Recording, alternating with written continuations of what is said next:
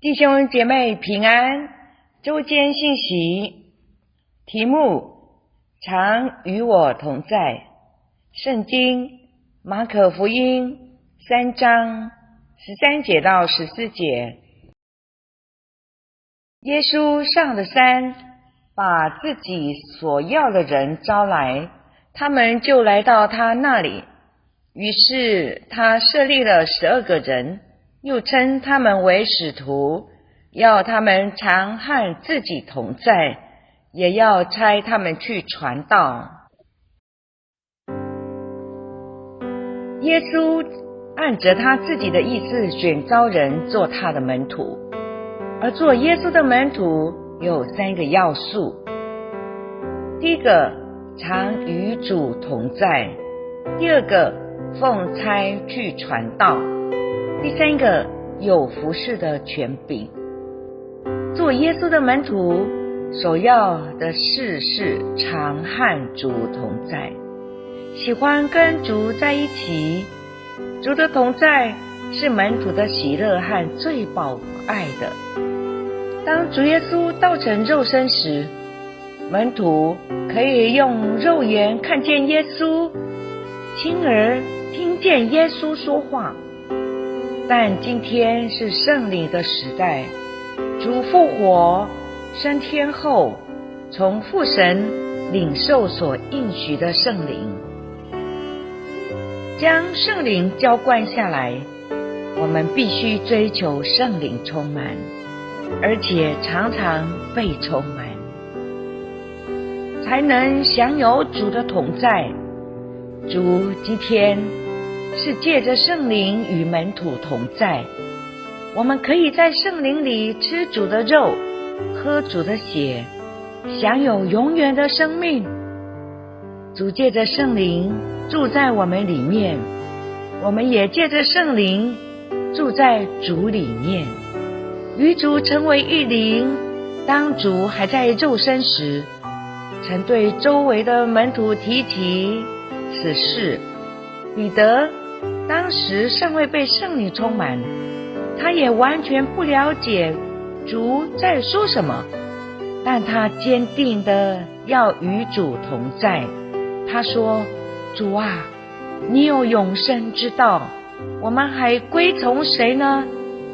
做门徒的首要之事是死心塌地的爱上耶稣，绝不离开主，无论是生是死，就是要与主在一起，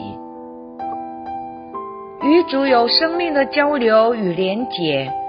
主说，永活的父怎样差我来，我又因父活着，照样吃我肉的人也要因我活着。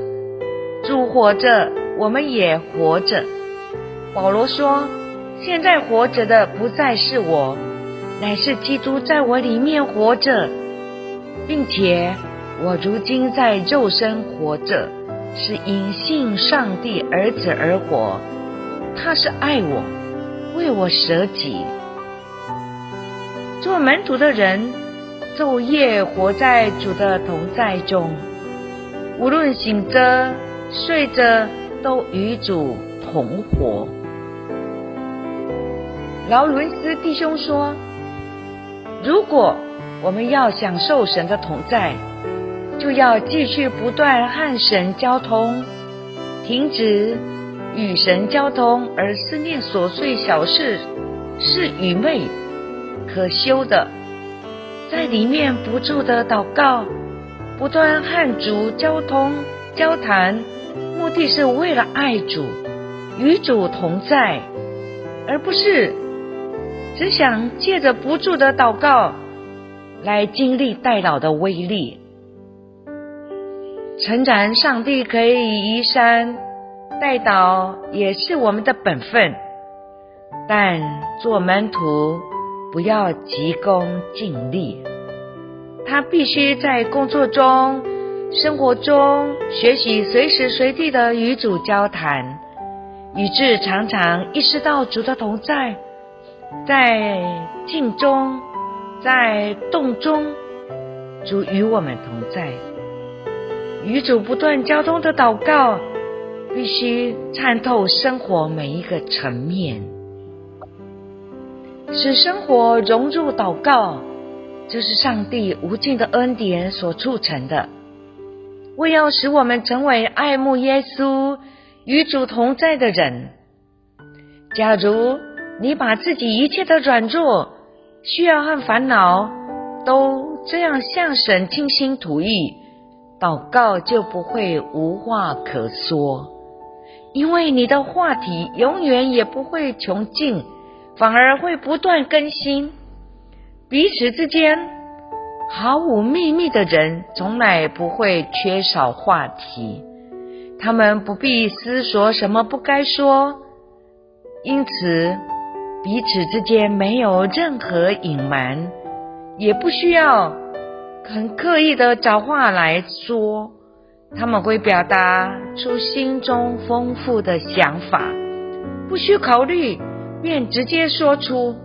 与主如此的亲密，毫无保留的相交是有福的。主是我们真正的朋友，他总是赐给我们所需要的忠告还有安慰。我们的危险在于抗拒他，我们必须养成聆听他的声音，在心里保持安静的习惯，要专注倾听，以致当他对我们说话时，我们不会漏掉任何话语。阿们。我们一起祷告。天父，我们是你选召的，你要我们常和你同在。谢谢天父的爱，奉主耶稣的名祷告。阿们。